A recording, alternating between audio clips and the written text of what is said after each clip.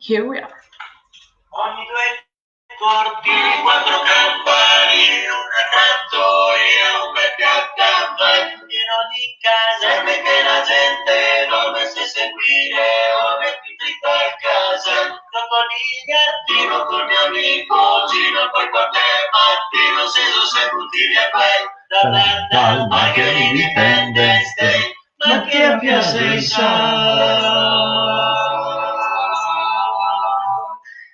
con soltanto lei.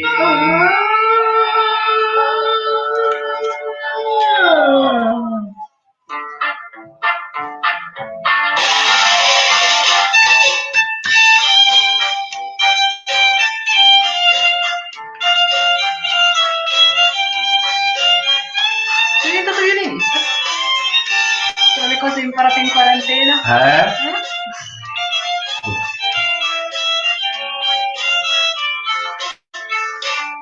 Dice sai che poi c'era in tua via, a Cremona la strada che è mia, e la grande arteria, la panda bolle mia una fantasia, il piombo che pancera in la notte, che camera cacciava di bot, viene sorti al cinema, di botte non ti fa più. Ogni due cortili, quattro campanili, una trattoria, un bel piattambai pieno di caserme che la gente dorme, se seguire ovvio. Cominciamo già siamo già. Ma non si va al supermercato il sabato mattina, è pieno così di gente senza mascherina, la mascherina anche alla tutta gente che sulla fronte. Comunque posso dire la mia? Mi mancava questa sigla, io non vedevo l'ora. Che bello essere tornati. Io non so. Ci siamo mancati. Come state? Ciao, già si preoccupano gli uni per gli altri. Mattia chiedono allora c'è coda. Federico, ciao, benvenuto. Ciao a tutti, ciao, bentornati. Ciao Gio. Bene ragazzi, benvenuti. Allora Claudia, ciancia alle bande, perché anche oggi... Perché ragazzi, tanta bella roba. Sì, tanta bella roba, quindi Claudia, ormai è tradizione. Disclaimer. Tocca a te. Non ci sono più decreti ministeriali da infrangere, a quanto pare. Beh, non possiamo ancora andare oltre regione. Ma i congiunti oltre regione, quando è che li possiamo andare a trovare? Ma non lo so, saranno più congiuntivi o più condizionali? No, i congiunti, io devo andare a trovare lo zio Joe, cioè sta sempre da Natale, io non lo vedo, porca miseria, lo zio Joe. Anyway, disclaimer, allora, se siete qui sapete che oggi cominciano con quello di oggi comincia una serie di 3 appuntamenti che saranno sabato prossimo e sabato dopo l'altro, quindi il 23 e il 30, sempre alle 11 su questi canali. È una miniserie di live che abbiamo inserito in corso d'opera, perché dalla prima diretta che abbiamo fatto con Dean Watson il fu 7 aprile scorso, erano rimaste inevase una quantità assurda di tempo quando ci si diverte come in una quarantena. Ce ne vorrebbe quasi un'altra perché non mi sono divertita abbastanza. Dovevo imparare il russo, non l'ho fatto in tempo. Sono rimaste inevase una quantità abnorme di domande, decine e decine di domande, per cui Dean ci siamo confrontati con lui e si è proposto di fare questi 3 live per un pochino dare seguito a questi argomenti che erano rimasti un pochino ancora da approfondire. Per cui, ma un po' di folcossi ogni tanto lo dovreste sparare. Riccardo, ci proviamo per la prossima volta. Alla prossima. E quindi questo è il motivo per cui siamo qui. Segnatevi in agenda, andate al supermercato in un altro momento. Buonanotte, sabato 23 e sabato 30 maggio ci ritroviamo qua.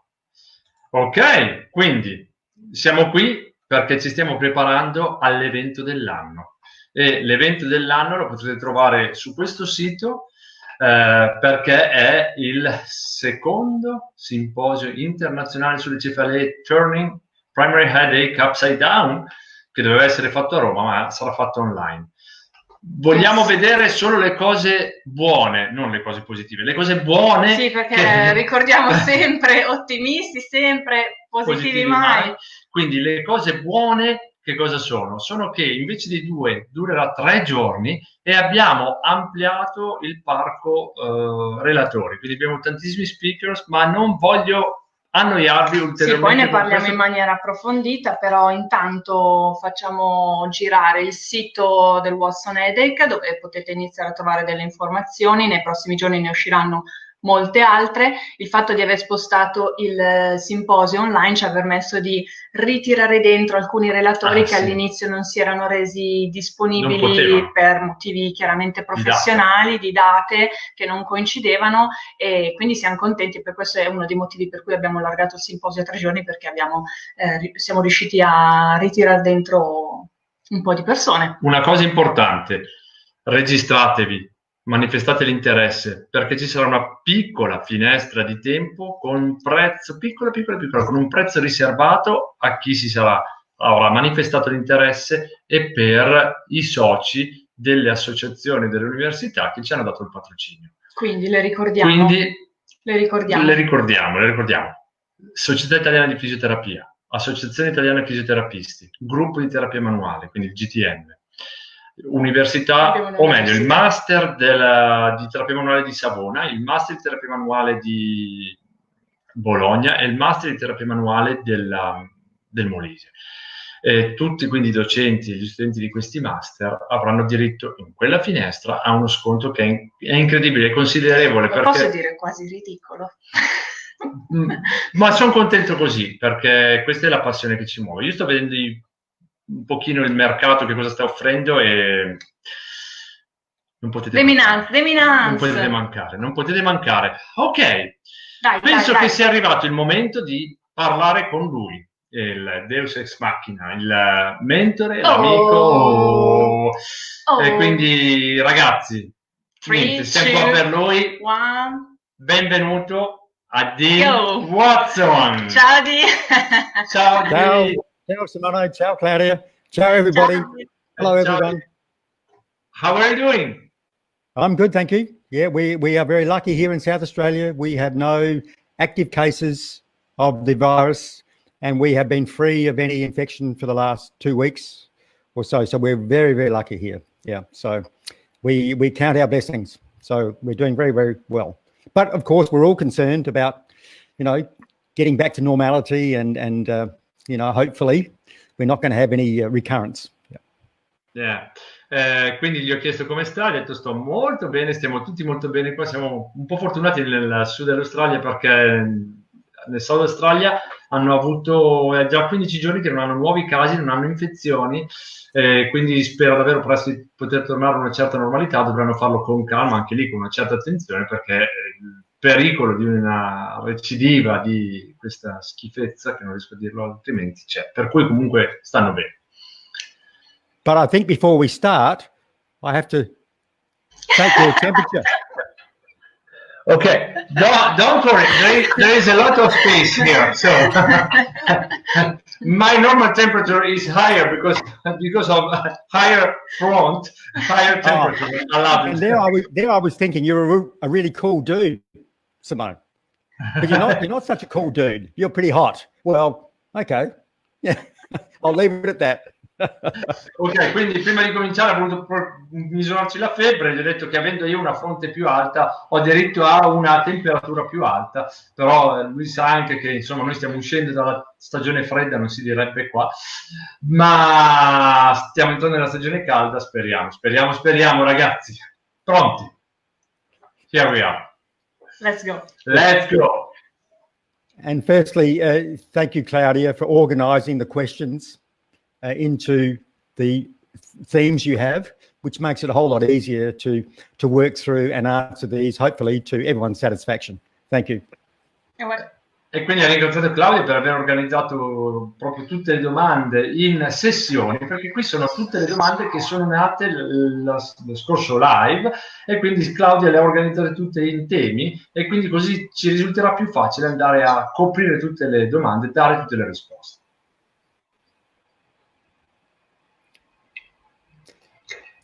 So the first question is,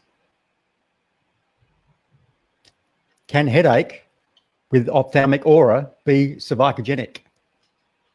Quindi la prima domanda è: può una cefalea con aura oftalmica essere cervicogenica?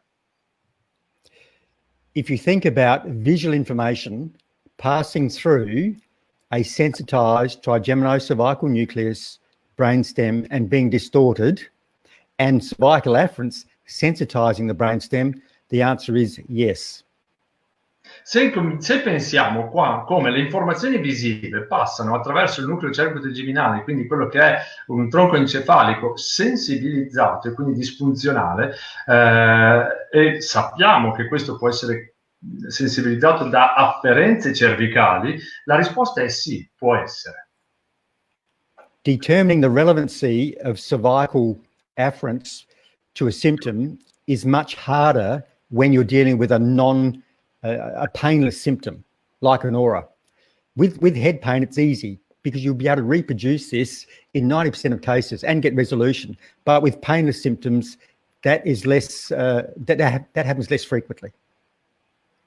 Il problema qual è? Che quando abbiamo a che fare con dei sintomi che non siano dolore, quindi che sono sempre relativi a un nucleo cervico-trigeminale sensibilizzato, ma che non danno dolore, per noi risulta un po' più difficile quando essi sono cervicogenici, perché è più difficile la loro gestione, in quanto noi sappiamo che col dolore ci affidiamo alla riproduzione e risoluzione dei sintomi noti del paziente, mentre con un sintomo che non è dolore, quindi con l'aura, questo risulta molto più difficile.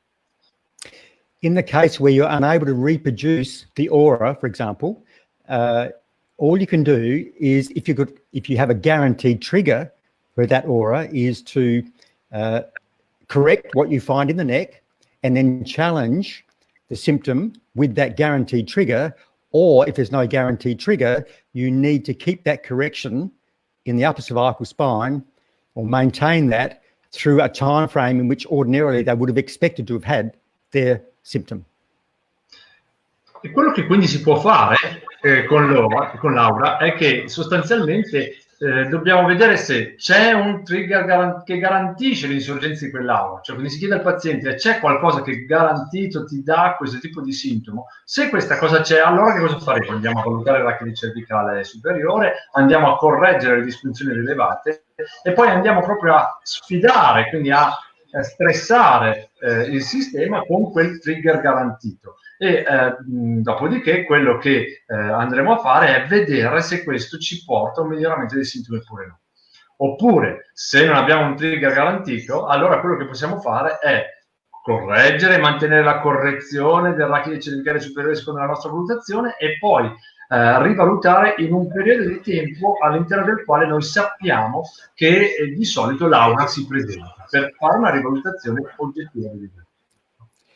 And then next, someone wanted a deeper explanation of the condition called SUNCT.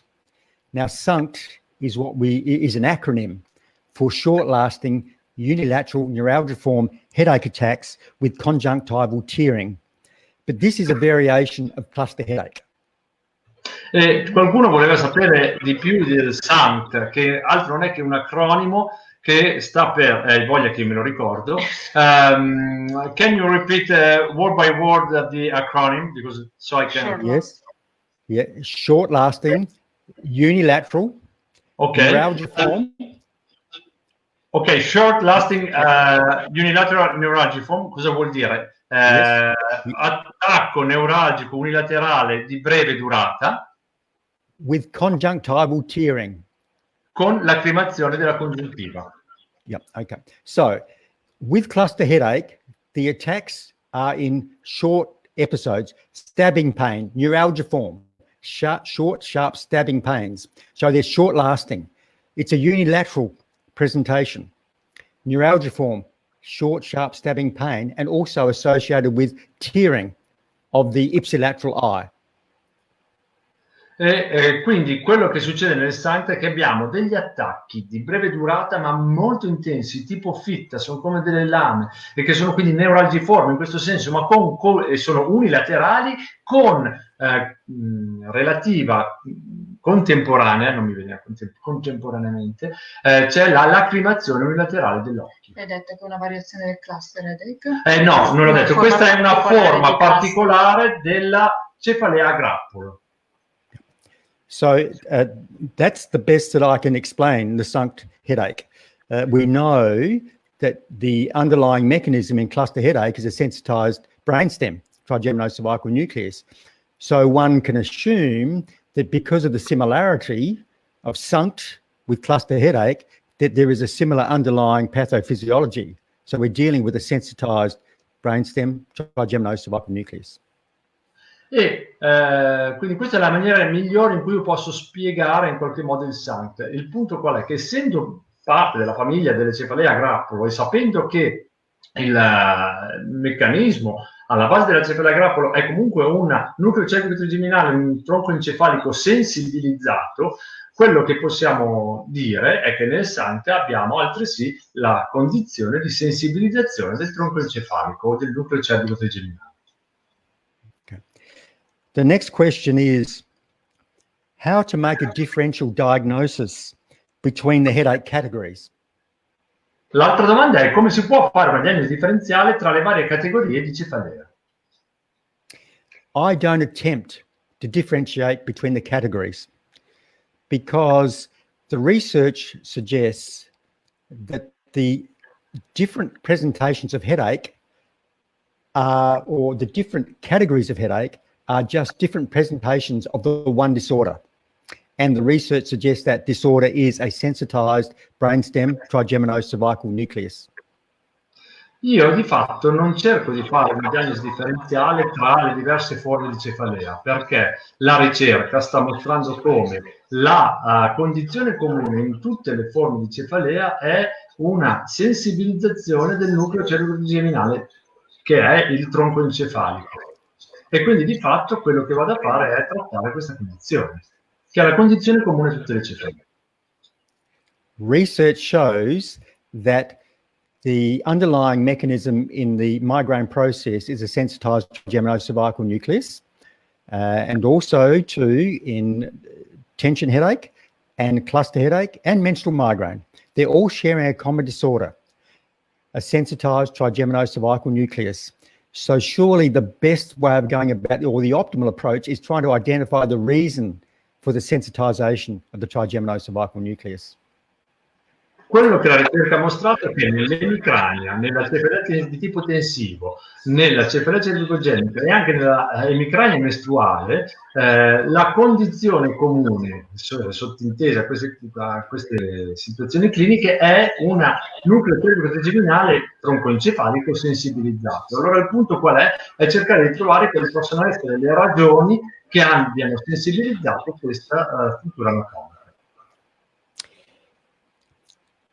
The next question, is there any difference between alternating headache and headache? Any difference between alternating headache and alternated headache? So a headache, is there any difference between alternating headache and an alternated headache? L'altra domanda è, c'è una qualche differenza tra la cefalea alternante e la cefalea alternata? So alternating headache, of course, is where the headache swaps sides between episodes or within the same episode. For example, some people with a 3-day migraine, it might be on the right side on day 1, day 2 it swaps to the left, day 3 it goes back to the right. So that's alternating within an episode. So that is alternating. But I see people whose headache has alternated. So for example, in the 15-year history of migraine, for the first 10 years, it was left-sided, but 5 years ago, it actually swapped sides to become right-sided. So that has alternated. So it's not alternating, but it's alternated. But it's a similar underlying mechanism that I described before when we were together. C'è una differenza tra queste due nominazioni. La cefalea alternante è quella che cambia lato all'interno dello stesso episodio, ovvero se io per esempio ho un episodio di mal di testa che dura 3 giorni, inizia a destra, poi dopo 2 giorni va a sinistra durante lo stesso episodio di mal di testa e poi mi ritorna a destra, e questa è la cefalea alternante, ovvero indipendentemente da quanto essa duri, se all'interno della durata dello stesso attacco c'è una variazione di sede della cefalea, mentre la cefalea alternata è quella che cambia cambia lato a seconda dell'attacco, o addirittura quel caso in cui, per esempio, una persona che ha mal di testa da 15 anni fa ha iniziato con un mal di testa a sinistra e poi 5 anni fa ha cominciato ad avere mal di testa a destra. Quindi nei diversi attacchi cambia lato. Questa è la cefalea alternata. The next question, I hope that was useful, but the next question is, can you talk about relation to eye strabismus and headache? So this is where there's a cross-eyed vision. And the short answer is no, I don't have any experience with this. And when I look at the literature, there's not a lot in the literature to support a relationship between the two. As I always do, if I've got a symptom, I will try and alter it by modulating cervical affluence with the manual therapy approach. So I would be looking to see if we could change this within the first two or three treatments. I don't have an answer for that question. L'altra domanda è: c'è una relazione tra lo strabismo oculare e la cefalea? E quello che è una risposta breve, per quella che è la mia esperienza, è non ho nessuna esperienza, non lo so, non credo che ci sia relazione, e per quanto concerne la letteratura sono andato a vedere quello che c'è in letteratura e non c'è grandi cose, quindi non ho trovato una relazione tra strabismo e cefalea. Quello che posso dire è che, come sempre, vado a vedere quale sia la disfunzione cervicale che eventualmente possa essere responsabile della sensibilizzazione del tronco encefalico, la vado a trattare e poi rivaluto gli eventi nel tempo. The next question, can a force determine the compensation of the first three cervicals by the suboccipital muscles through the oculocephalic reflex and therefore be the cause of headache? Quindi l'altra domanda, sì, adesso intanto che la leggi, abbiamo praticamente esaurito le prime 7 domande che erano, diciamo, catalogabili come relative alla classificazione del mal di testa, per cui adesso iniziano una serie di domande su quel che è il meccanismo, e quindi la prossima è questa qui. Quindi può una forza determinare il compenso delle prime 3 vertebre cervicali dai muscoli, a causa dei muscoli suboccipitali, attraverso quello che è il riflesso oculocefalico, e quindi essere causa di cefalea? And the answer is yes, of course, it's possible. Anything's possible. But what I would do, and I don't look at the oculocephalic reflex, but what I would do, if you are suggesting this is a possibility, is measure the oculocephalic reflex, correct what you find in the upper cervical spine, and then reassess the oculocephalic reflex and see if it's different. Quindi la risposta è certo che ci può entrare, assolutamente sì. Quello che però vado a fare, non vado a trattare il riflesso oculocefalico, quello che vado a fare è vado a valutare quali possono essere le disfunzioni dell'arachide cervicale che possono avere portato alla sensibilizzazione, le tratto, dopo avere che cosa? Misurato il riflesso oculocefalico, vado a fare il mio trattamento e poi vado a rivalutare il riflesso oculocefalico per vedere se c'è stata una variazione dopo un mio intervento terapeutico a livello dell'arachide cervicale superiore. Yes. So correcting what you find or correcting the musculoskeletal misbehavior that's happening in the upper cervical spine, keeping it corrected, and then continuing to monitor the frequency of headache, monitoring the oculocephalic reflex. In this way, you'll determine which way it's going. Is it being driven cervically, or is it being driven by a disturbance in the oculomotor system? E quindi quello che posso fare è semplicemente andare a valutare le disfunzioni a livello proprio muscoloscheletriche dell'arachide cervicale superiore, andarle a trattare, a correggere, monitorare nel tempo come va la frequenza del mal di testa, quindi tutte quelle che sono le caratteristiche cliniche, e quindi altresì vedere se c'è una variazione ed eventualmente quindi valutare se questa condizione è guidata dai disturbi muscoloscheletrici piuttosto che dal riflesso oculocefalico, e quindi in questo modo posso poi prendere una decisione qui. Next question. As you know, I talk a lot about inferior oblique spasm. I think this is critical, and also about the asymmetrical distribution of pressure in the C2-3 disc. But the next question has asked me about what my thinking is around the unconvertible joints in the role of cervicogenic headache. E quindi la prossima domanda, quindi ho fatto una premessa, voi sapete quanto io valuti e quanto per me sia importante il ruolo del muscolo obliquo inferiore del capo, il suo spasmo causato da una distribuzione asimmetrica del disco, della pressione intradiscale tra C2 e C3, ma qui la domanda è al riguardo di che cosa io ne pensi dal punto di vista del ruolo che può giocare l'articolazione uncovertebrale nella cefalea cervicogenica. You know, I'm a pretty simple guy. I've got a one-track mind. I'm focused on the trigeminocervical nucleus, and that extends down to C3. You know, the first unconvertible joint is between 3 and 4. There's not one between 2 and 3. So I don't consider the unconvertible joints as part of being the immediate source of headache or sensitization of the trigeminocervical nucleus in headache and migraine. Come sapete, io sono un ragazzo semplice, quindi penso semplice e quindi penso sempre a quello che è il nucleo cervico-trigeminale. E il nucleo cervico-trigeminale, voi sapete che si estende fino a C3, non va più sotto il C3. La prima articolazione uncovertebrale è tra C3 e C4, non c'è tra C2 e C3. Quindi non considero l'articolazione uncovertebrale come direttamente responsabile della cefalea cervicogenica. Quindi questo in maniera molto semplice, non in maniera diretta. Next question is about trigger points.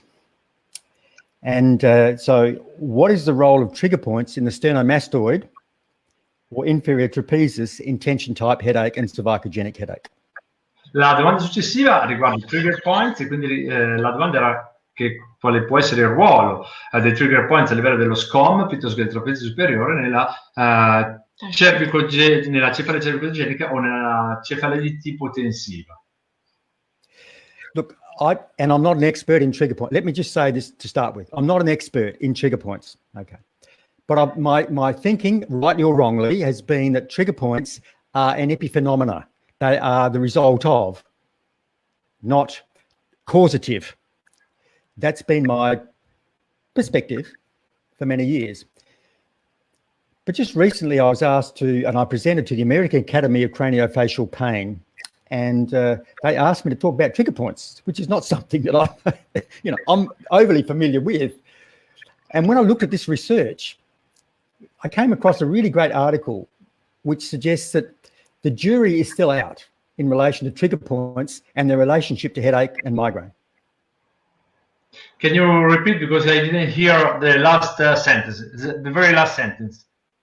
The jury is still out as to whether or not trigger points contribute, play a causal role in headache and migraine. Ok, quindi premessa, io non sono un esperto di trigger points e quindi non sono qua a dare una risposta in quanto esperto di trigger points, tuttavia nella mia prospettiva, nel mio modo di pensare, penso che i trigger points siano un epifenomeno, quindi qualcosa non di causale, ma più come una conseguenza di quella che è una condizione. Recentemente sono stato invitato all'American Academy dell'Orale Craniofaciale e mi hanno chiesto di parlare di trigger point. Wow! E quindi mi sono dovuto mettere lì a guardare e c'è stato mi sono messo a guardare un po' la letteratura e di fatto quello che possiamo affermare è che la Corte non si è ancora espressa al riguardo del fatto che i trigger point siano vittime o colpevoli di una certa condizione. Quindi c'è ancora in letteratura molto dibattito al riguardo, quindi non c'è una risposta certa. This is a recent narrative review. Questa è una recente revisione narrativa. Trigger point a livello proprio di emicrania e cefalea. And this is open access. So maybe we could send the link. E questo è un open access e quindi ci manderà il link in modo che così possiamo leggerlo, scaricarlo e leggerlo. But it says that active myofascial trigger points are prevalent in migraine and tension headache. There's no doubt about that. Quindi una cosa su cui non c'è dubbio è che i trigger point sono molto frequenti nelle emicranie e nelle cefalea di tipo tensivo. Su questo non c'è dubbio. In relation to migraine, manual palpation can trigger migraine attacks, and the intervention studies aiming trigger points are positive in the migraine population.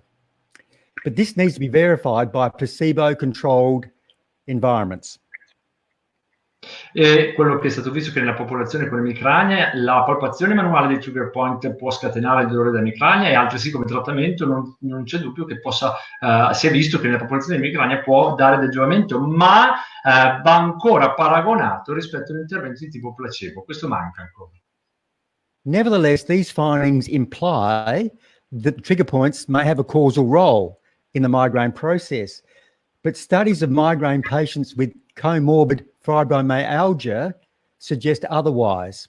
So the conclusion is whether trigger points contribute to an increased migraine process, frequency, intensity is unclear.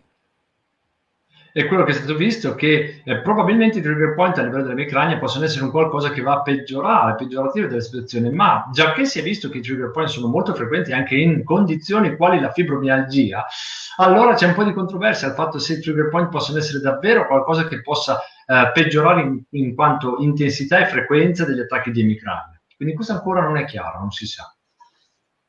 In relation to tension headache, research shows that peripheral mechanisms are involved in the pathophysiology and that active myofascial trigger points correlate with generalized lower pain thresholds and may contribute to central sensitization.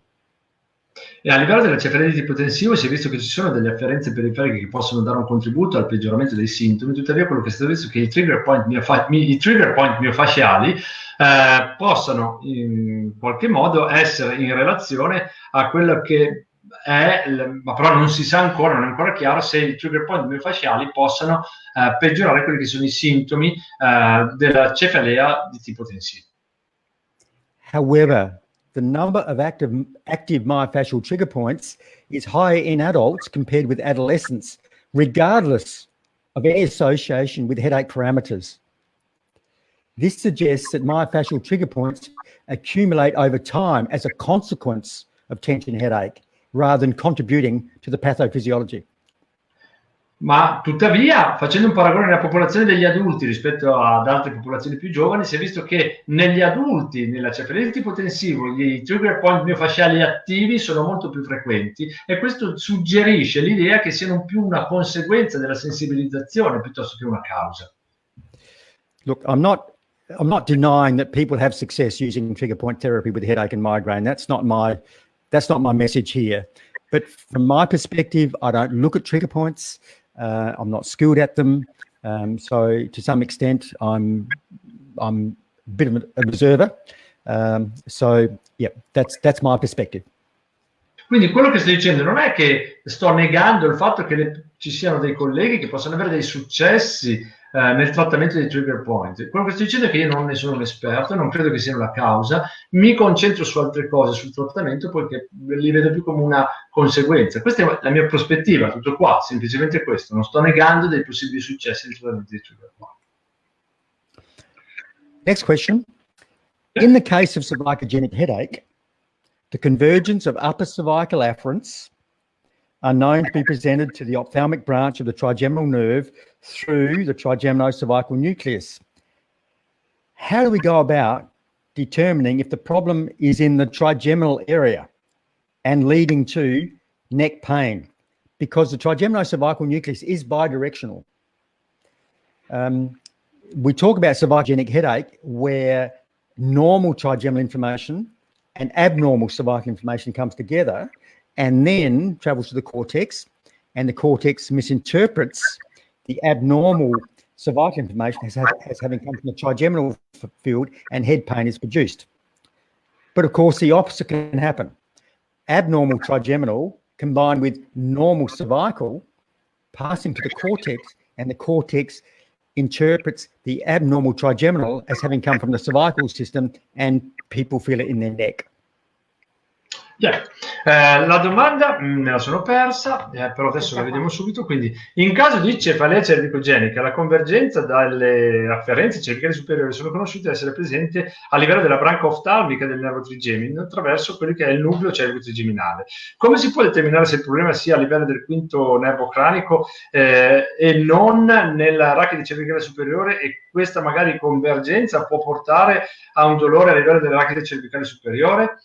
Quindi quello che sappiamo è che possiamo avere delle afferenze trigeminali normali e delle afferenze cervicali anormali che decorrono insieme perché hanno lo stesso percorso. Quindi queste afferenze passano attraverso il nucleo cervico-trigeminale sensibilizzato e il cervello, poi la corteccia, interpreta come una informazione anormale a livello trigeminale e normale a livello cervicale, e questo porta a mal di testa. Ma attenzione, può succedere anche il contrario, ovvero delle afferenze anormali cervicali e normali trigeminali possono, decorrendo nello stesso tratto, passare attraverso il nucleo cervico-trigeminale sensibilizzato e la corteccia quindi interpretare come normali trigeminali e anormali cervicali, quindi portando a mal di collo anziché mal di testa. In the vast majority of cases, if someone has left-sided neck pain, for example, I would expect the spinous process of C2 to be deviated to the left. I would correct that. And having corrected that and maintained that correction and that neck pain persists, then it's either coming from 3-4 or lower down, which you'd address anyway. But having addressed that, if it's still there, I would be then thinking, maybe this is coming from the trigeminal system. Nella stragrande maggior parte dei casi, quello che succede è che se io ho per esempio una cefalea a sinistra, mi aspetto di trovare C2 deviato verso sinistra. E allora che cosa faccio? Se io vado a correggere questa deviazione e mantenere questa correzione, e se il mal di collo rimane, allora penso, ok, forse allora è da C3-4 in giù, non a livello di C2-C3, ma quello che invece mi aspetto nel caso in cui si risolva il mal di collo è che si ha delle afferenze che sono passate attraverso un nucleo cervico-trigeminale sensibilizzato e che quindi ho desensibilizzato mantenendo questa correzione di C2. Simply address the cervical findings, correct them. You know what you're going to find for the cervical spine to be relevant to the neck pain, upper neck pain.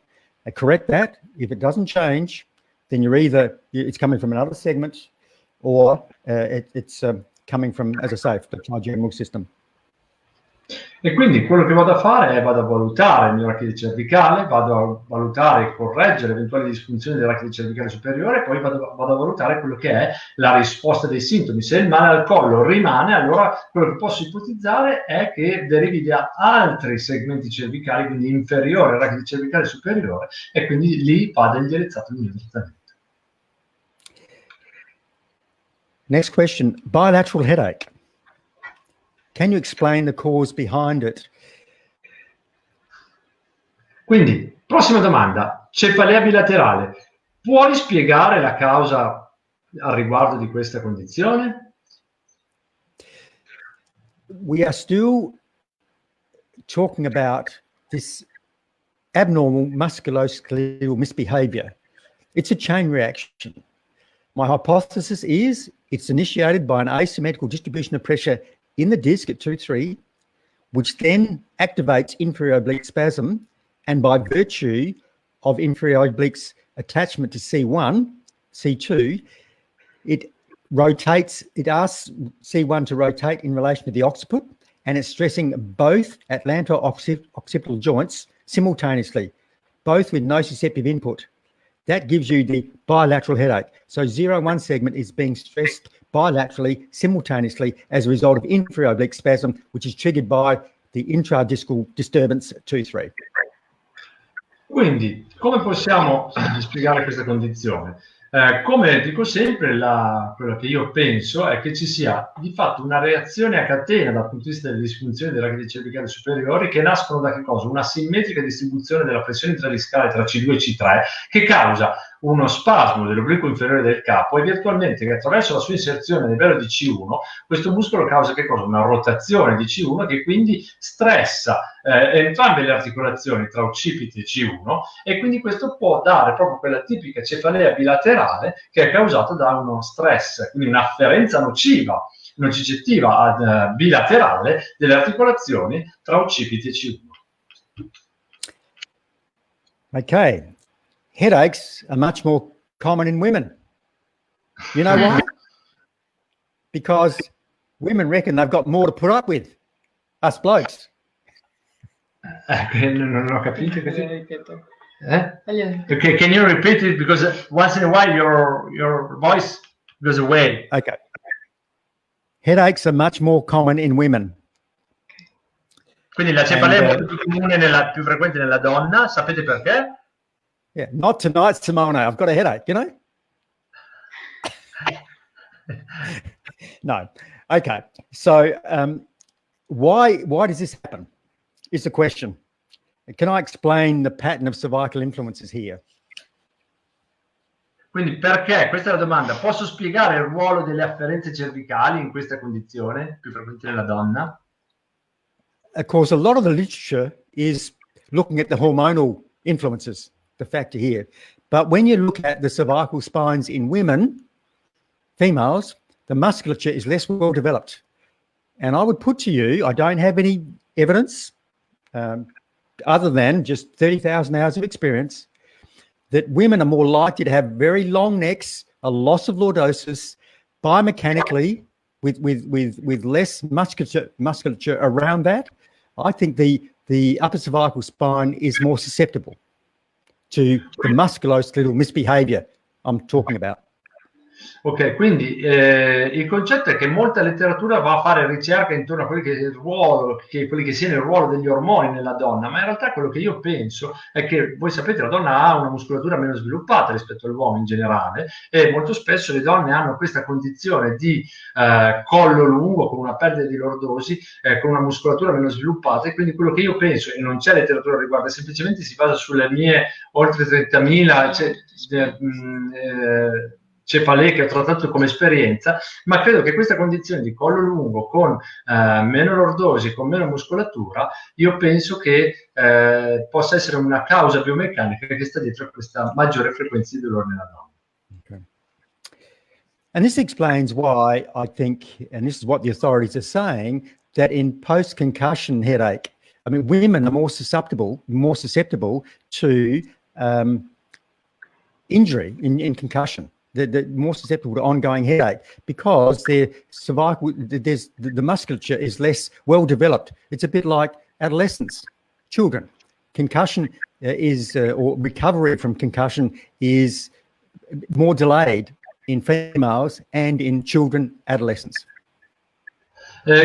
Questa mia teoria sta anche un po' a giustificare il fatto del perché nelle cefalee persistenti dopo trauma cranico, dopo incidenti, siano più frequenti nelle donne, proprio per questo fatto biomeccanico che ho spiegato prima, e questo giustificherebbe anche il fatto che siano altresì più frequenti nei bambini, nella popolazione più giovane, dove abbiamo minore sviluppo di queste condizioni proprio meccaniche.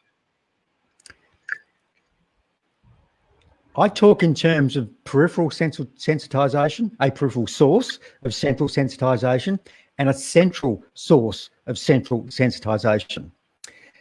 Is it possible to have a combination of both? Is the next question. Quindi la prossima domanda è, siccome io ho parlato di sensibilizzazione centrale e periferica, ovvero sensibilizzazione centrale causata da determinate da fattori periferici e sensibilizzazione centrale determinata da fattori centrali, la domanda è: possono esserci combinazioni di questi due fattori periferici e centrali a determinare sensibilizzazione centrale? Yes, of course it's possible to have a combination of both, but when you think about what happens in a central sensitized state, when you add input into that, what happens is there will be aggravation. What happens when we reproduce the pain of headache? We get resolution. So my feeling is, yes, theoretically there can be a combination, but in the vast majority, 90% of people we're going to get resolution. The headache doesn't get worse. It's very rare for a headache to get worse as one sustains a technique. Extremely rare. So I'm not even thinking about a central reason for central sensitization in this environment, because this is what happens. Quindi la risposta è assolutamente sì, ci può essere questa combinazione, ma che cosa succede quando noi andiamo a stimolare un dolore causato da sensibilizzazione centrale determinata da fonti centrali? È che quando io vado a riprodurre il sintomo del paziente, quel sintomo non diminuisce, anzi magari aggrava, aumenta, mentre invece quando io vado a causare il sintomo di mal di testa determinato da una sensibilizzazione centrale per cause periferiche, quando io vado a mantenere quella tecnica, il mal di testa diminuisce. Questo è quello che avviene nella stragrande maggioranza dei casi, nel 90% dei casi. E quello quindi che io penso in queste condizioni, in questo ambiente in cui io vado a fare la tecnica, riproduco il mal di testa, mantengo la tecnica, il mal di testa diminuisce, è che sia una sensibilizzazione centrale periferica, cioè mediata perifericamente. Next, process somatoaesthetic information about the painful area on the head and reorganize an information consistency. Quindi la prossima domanda è l'informazione somatestesiche elaborate come dolore intorno alla testa e riorganizzate sono anche riorganizzate come un'informazione coerente, costante. Simone, Claudia, can you tell me, is this what David Butler NOI work is about? No, I don't think so. No, I don't think so. I don't think it's something specifically related to David's work. Okay. I don't know. I mean, no. Okay. I'm just a translator. Come on. So, look, the thing is, I mean, by all means, try it and see what happens. I don't do this. And once again, I'm always open. It's a possibility. So yeah, it's a possibility. All I can say is try it and see what happens. But you need to be doing it time and time and time again, and it being the only intervention you're doing. If you are doing other things at the same time, you cannot be sure what is creating the effect if there is a change. Quindi la risposta è: non ho esperienza a riguardo, provate e rivalutate. La cosa importante è che dovete provare, farlo diverse volte, quindi continuare a provare, ma la cosa importante è non solo provarlo continuamente, ma anche il fatto di avere solo quello come intervento terapeutico e non altri, perché altrimenti non possiamo essere sicuri di che cosa sia il determinante degli effetti. How do I explain the immediate resolution of central sensitization after a technique? Quindi come è possibile spiegare la risoluzione immediata di una sensibilizzazione centrale dopo la tecnica, subito dopo la tecnica? I cannot explain it at a neurophysiological level. I'm not a neurophysiologist. I'm a clinical researcher. All I've done is I do an intervention and I see an effect, and that's as deep as I go, which means I'm a pretty shallow bloke, really. Quindi non lo so da un punto di vista neurofisiologico quale sia la causa. Non sono un neurofisiologo, io sono semplicemente un ricercatore clinico, quindi quello che faccio è applico una tecnica e osservo i risultati. Questo è tutto quello che faccio. Non sono in grado di dare una giustificazione neurofisiologica a quello che avviene. L'unica cosa che faccio è misurare ciò che avviene. But what the seminal finding of my PhD was that desensitization occurred at a spinal level, not because of descending inhibitory mechanisms. So it happened at a spinal level. Was that GABA production in the dorsal horn? Was it something else? I don't know. All I see is a cause and effect. Quindi quello che io ho fatto nel mio PhD è dimostrare che questa desensibilizzazione centrale avviene a livello spinale, non avviene a causa di una inibizione discendente. È questo a causa della liberazione di GABA a livello della... Non lo so, io non posso rispondere sì o no. L'unica cosa che ho fatto col PhD è dimostrare che questa desensibilizzazione avviene a livello spinale, quindi a causa di afferenze periferiche. Can intermittent muscle failure of one side of the face be caused by sensitization And then can there be a solution from the upper cervical spine? La prossima domanda è: possono disturbi intermittenti della muscolatura di un lato del viso essere causati dalla sensibilizzazione, e quindi può esserci una soluzione di questa condizione dal trattare proprio il tratto C0, C3? Once again, anything is possible. What I would do in this situation is to, if we have a guaranteed trigger for these episodes, I would correct the misbehavior, musculoskeletal misbehavior that's going on in the upper neck, and then challenge it with that guaranteed trigger. Or if there's no guaranteed trigger, maintain that correction over a time frame in which one would have ordinarily expected to have had an episode, to demonstrate the relevancy of cervical sensitization. E quindi, ancora una volta, tutto è possibile, quindi assolutamente non nego che questa cosa possa essere possibile, ma come fare a dire se sì o se no? Ancora una volta devo trattare e poi vedere cosa succede. Vedere cosa succede, quindi in questo caso come lo faccio? Chiedo se c'è un trigger garantito, e quindi vado a fare che cosa? Vado a fare il trattamento, quindi il trattamento delle disfunzioni rilevate dell'arachide cervicale superiore, vado a stimolare con questo trigger i sintomi per vedere se avvengono, oppure se non c'è un trigger vado a correggere l'arachide cervicale superiore in un periodo di tempo all'interno del quale siamo sicuri che avviene questo tipo di problematica, e vedere se questo tipo di problematica corretta l'arachide cervicale superiore succede ancora oppure no, oppure se stimolando con il trigger questo episodio succede ancora oppure no. Can spasm of the inferior oblique muscle be caused by weakness of the same? Quindi se lo spasmo dell'obliquo inferiore del capo può essere causato da una debolezza dello stesso. What you find in the vast majority of cases is that the spinous process will be deviated to the side of headache or the side of increased frequency of headache in the case of alternating headache. So this deviation is not going to occur because of weakness. It's going to occur because of spasm. So I can't relate the relationship between spasm and weakness. If the inferior oblique was weak, then the spinous process will be deviated away from the side of headache. And whilst this can be relevant in rare situations, it's rare. So I'm not thinking about weakness of the inferior oblique at all. It's a dynamic situation. This is about spasm. Che dire, quindi di solito quando abbiamo lo spasmo dell'obliquo inferiore del capo, quello che avviene è che C2 è deviata dallo stesso lato della cefalea. Quindi se la cefalea è a destra, C2 lo trovo deviato a destra sostanzialmente.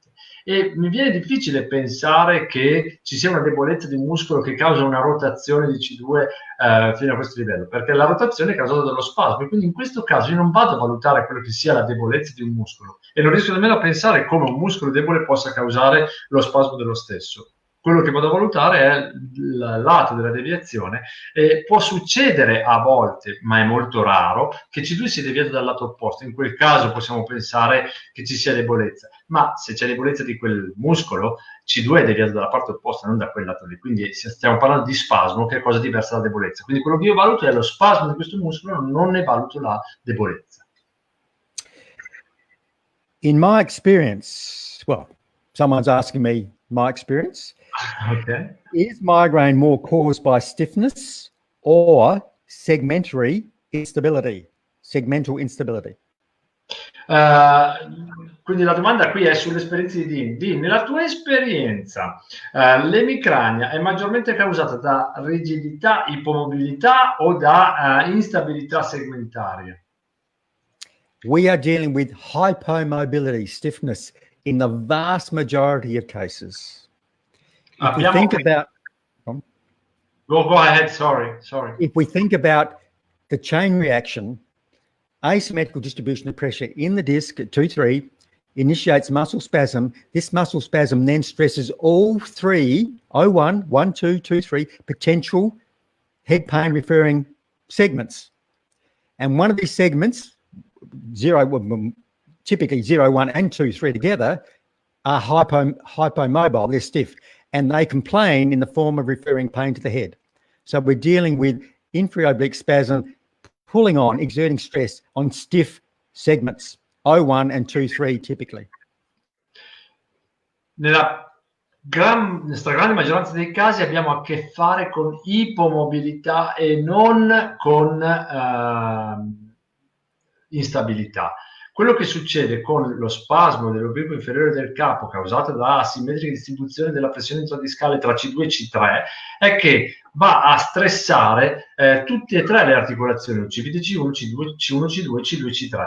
E quello che succede nella maggior parte dei casi è che abbiamo uno spasmo di un muscolo che va a stressare delle articolazioni già ipomobili, che molto spesso sono che cosa? Occipite C1 e C2 e C3 insieme. Nella maggior parte dei casi succede questo, quindi abbiamo a che fare con ipomobilità.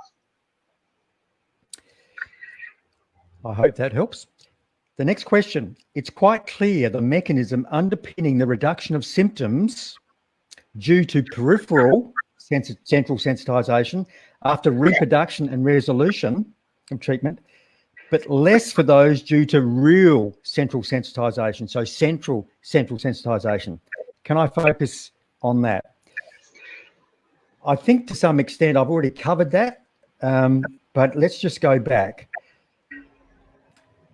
If the situation we're dealing with is true central sensitization, then when we add extra input into the system, we are going to get aggravation. That is one of the features of central sensitization. At worst, what we do with our intervention is we reproduce the pain of headache and it does not change. It doesn't lessen. Very rare is it for a headache to get worse as we sustain the technique. So and there are various reasons for that. Maybe your technique's not well executed. Maybe you're dealing with another segment. We go with this when we do the training, but I'm not. If it was really central sensitized, then you're going to have aggravation. We simply just don't get it. Quindi la domanda è abbastanza chiaro come il meccanismo sottostante alla riproduzione dei sintomi sia la sensibilizzazione periferica dopo riproduzione e risoluzione con il trattamento. Un po' meno dovuto a quella che è la vera sensibilizzazione centrale. Potresti spiegarci un po' di più questa cosa? Poi credo di averla già spiegata prima, ma ritorno un attimino indietro e vado a spiegarla un pochino più nel dettaglio, vediamo se ci riesco. Quindi sostanzialmente quello che aveva già detto prima è che quando abbiamo a che fare con una sensibilizzazione centrale, mediata centralmente, quando io vado a riprodurre il sintomo e mantengo la tecnica, quel sintomo non diminuisce, aumenta, peggiora. Quando invece noi andiamo a fare la nostra tecnica in una condizione di sensibilizzazione centrale mediata perifericamente, quando io vado a riprodurre il sintomo e mantenere la tecnica, quel sintomo, nella peggiore delle ipotesi, non cambia, ma non si aggrava. La maggior parte dei casi diminuisce. E quando non cambia è perché probabilmente devo vedere che sono sul segmento non direttamente coinvolto, devo cambiare segmento, magari cambio posto e vado a vedere se li diminuisce. Questa è la grande differenza. Quindi nel caso della sensibilizzazione centrale uno stimolo mantenuto aumenta il sintomo, nella sensibilizzazione periferica lo diminuisce. The next question is in relation to menstrual migraine.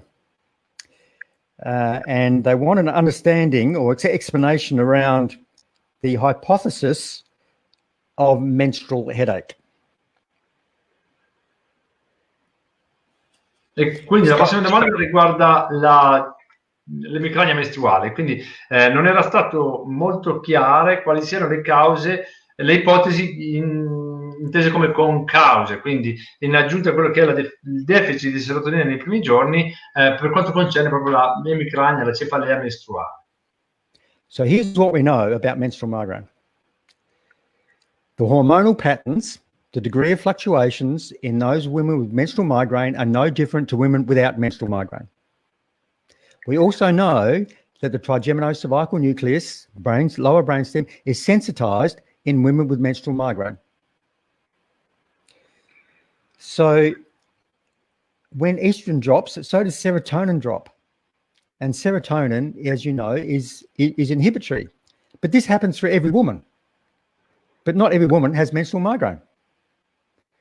So what happens is that in those women with a sensitized trigeminocervical nucleus, it's already sensitized. Now there is a double whammy. There is more sensitization because of decreased serotonin. And so activity going on in the intracranial blood vessels in response to changes in muscle tone because of estrogen dropping, this vasodilatation, which is normal, is exaggerated as it passes through a sensitized brainstem. Ora, quella che è la fluttuazione della serotonina durante il ciclo mestruale è uguale nella popolazione di donne con e senza emicrania. Qual è la differenza nelle donne con emicrania e nelle donne senza? È che le donne con emicrania hanno un tronco encefalico inferiore, un nucleo cellule trigeminale sensibilizzato.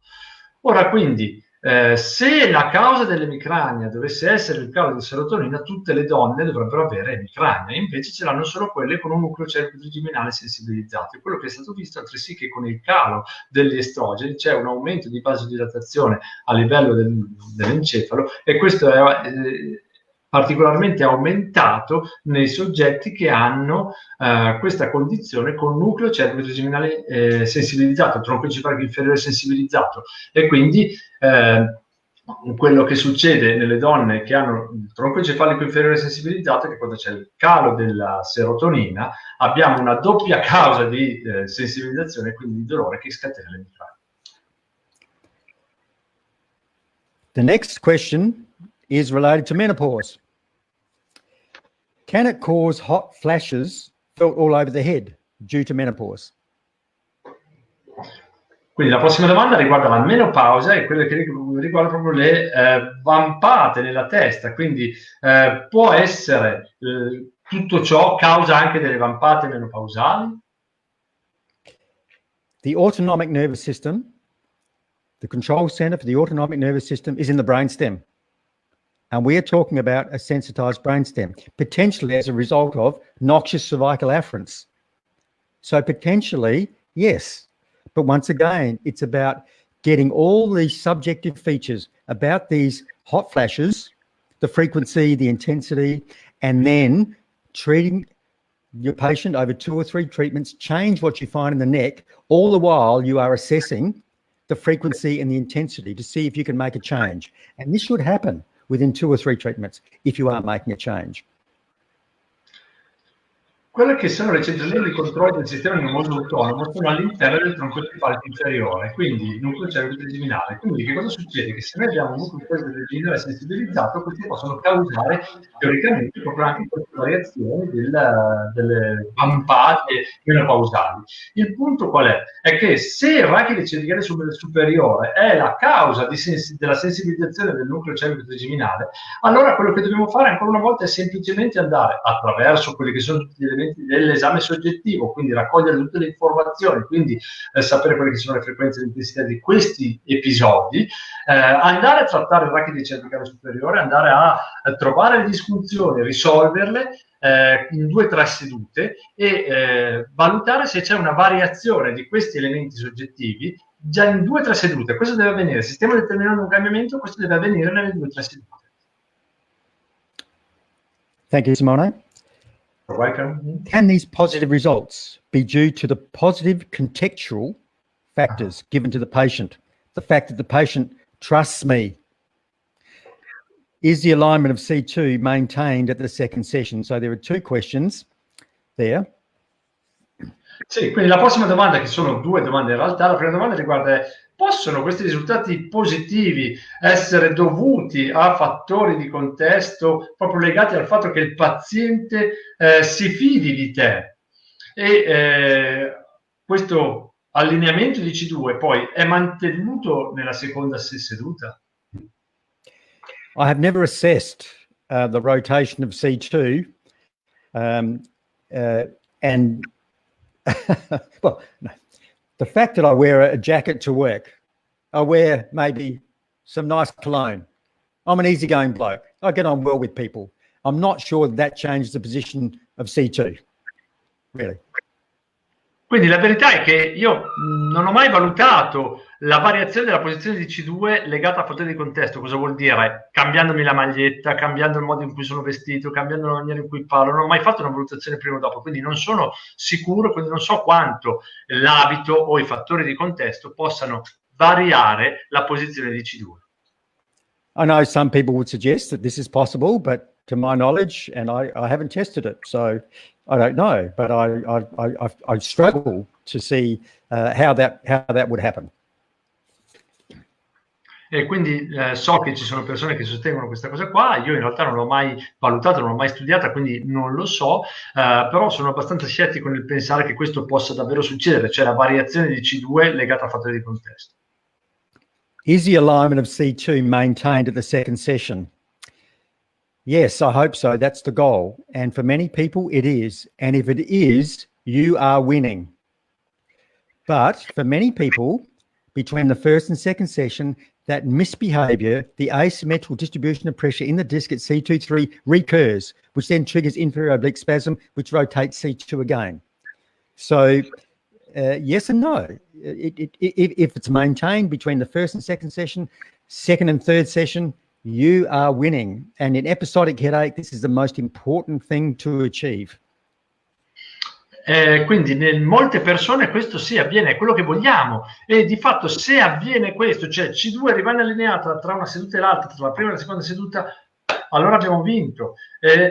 Questo se succede è una buona cosa, perché poi questo è quello che ci permette di vincere e combattere quella che è la cefalea episodica. Però in altre persone questo non succede, quindi quello che dobbiamo andare a fare è valutare sempre tra una seduta e l'altra la deviazione di C2, perché in molte persone, in altre persone, succede altresì che questo anomalo comportamento, anomala distribuzione della pressione intradiscale di C2 e C3 causi poi lo spasmo dell'obliquo inferiore del capo e quindi causi questa deviazione di C2 che la prossima volta c'è ancora. Quello che dobbiamo cercare di capire è perché ci sia questo alterato comportamento della pressione intradiscale.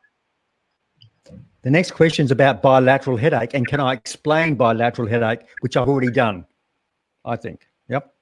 Yeah. Quindi la prossima domanda riguarda la cefalea bilaterale e se posso spiegare la cefalea bilaterale, ma l'ha già spiegata prima. Part of this question was, I miss the influences of lower structures, lower than C2-3, like the lower cervical spine and the thoracic spine, on the position and function of the neck. Do I treat also? La seconda parte della domanda invece riguardava il fatto che ha un po' saltato in quello che è la valutazione, il trattamento delle strutture cervicali inferiori a C2-C3, quindi andare a parlare della cervicale inferiore del racchio toracico alto, nel ruolo che può avere nella cefalea. Quindi lo tratti mai, lo valuti, lo tratti? Questa è la domanda. Okay, so most of the people who come to see me have a long history and they've spent thousands of dollars on unsuccessful treatment. I have got literally 4 or 5 treatments to make a change. And the quickest way I know how to make a change is to direct my treatment at the trigeminocervical nucleus, the top 3 segments. That is my focus. If I haven't made a change in 4 or 5 treatments, they're gone. You know, they've been everywhere. They've already done it. So my focus is on the upper cervical spine. That's not to say that the upper cervical spine is behaving like it is because of what it's sitting on below.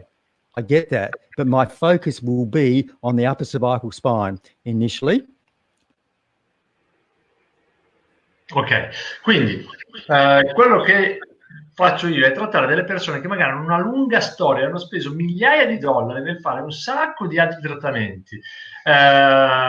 Quindi di fatto che cosa succede? Che quando vengono da me io voglio avere un intervento che sia di successo nel 4-5 sedute, quindi devo essere sicuro di dare un risultato in breve tempo, e il modo che mi garantisce maggiormente di avere questo tipo di successo è andarmi a concentrare e proprio andare a mirare quello che è il nucleo cervico-trigeminale, ovvero le prime 3 vertebre cervicali, e in questo modo posso davvero ottenere questi risultati, altrimenti li ho persi. Se non risolvo la cosa e non li faccio stare bene in 4-5 sedute, ciaone. E questo non vuol dire che poi non abbia nessun ruolo anche il rachide cervicale inferiore e le altre strutture, che tutto dipende solo esclusivamente che non ci possa essere una relazione tra loro. Ma il punto è che preferisco concentrarmi sul nucleo cervico-trigeminale. I think it can be really hard to determine the relevancy of a kyphotic lumbar, a kyphotic thoracic spine, for example, because many people out there have a kyphotic thoracic spine and don't have any symptoms. It can be really, really hard. And if you choose to try and attempt to change this in the and dilute what you're doing in the upper cervical spine initially, then the chances are you're not going to make a change in that crucial first 4 or 5 treatments, which is all they're going to give you, after the long journeys I've been through. Se per esempio prendiamo un arachide toracico cifotico, quindi una cifosi toracica, io vado a trattare la cifosi toracica e penso che sia davvero difficile, se non impossibile, andare veramente a modificare qualcosa, soprattutto in poche sedute. Quindi il punto cruciale è quello che io devo riuscire a ottenere un risultato nelle prime 4-5 sedute. C'è qualcuno che mi chiede se Dina ha detto ciaone? Assolutamente sì, cioè è proprio una traduzione letterale e fedele. Quindi cos'è che sto dicendo? Ah sì, che di fatto devo riuscire in 4-5 sedute a modificare questo sintomo. Questo lo faccio se vado a indirizzarmi al nucleo cervico-trigeminale. È molto difficile ottenere questo a livello del rachide toracico e rischio di perdere queste influenze che ho a livello superiore. Some people consider my fee as being a premium fee. People are paying for my expertise, which is in the upper cervical spine. If there is something lower down that I think is relevant, I will refer them to a colleague. So it's actually cheaper for my patient for these issues to be dealt with. Quindi di fatto quando le persone vengono da me pagano una tariffa premium, ovvero vogliono, siccome pagano una buona quota per la sua parcella, vogliono un risultato in tempo breve, e quindi per dargli un risultato in tempo breve quello che lui fa è valuta e tratta il rachide cervicale superiore. Se ritiene che ci possa essere qualcosa di più rilevante a livello del rachide cervicale inferiore, allora li manda da suoi colleghi che hanno una tariffa inferiore, quindi così possono risolvere il problema in maniera più economica, tranquillamente. How reliable and important can cranial treatment, crafter, be in the treatment of headaches? Quindi l'altra domanda è una domanda che chiede quanto è affidabile e importante, quanto può essere affidabile e importante il trattamento craniale, fa riferimento al CRAFT, nel trattamento della cefalea? If the headache is as a result of TMD, critical, hugely important, of course. One needs to identify, and as we know, there's an intimate relationship between between TMD, if you like, and upper cervical spine.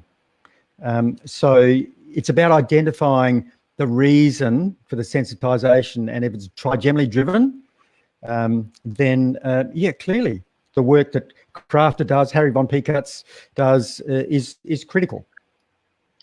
Se le strutture che causano la sensibilizzazione del nucleo cervico-trigeminale sono strutture come per esempio l'articolazione temporomandibolare, non è importante, è importantissima, è fondamentale. Quindi se noi valutiamo che l'articolazione temporomandibolare è il driver, cioè è ciò che causa questa sensibilizzazione, è fondamentale trattare quelle altre strutture, quindi la temporomandibolare per esempio, come per esempio propone il lavoro di Harry von Piekutz con il CRAFT, quindi è assolutamente importante, fondamentale. Yeah. In terms of its reliability, I'm not sure. I haven't looked at the literature in relation to that.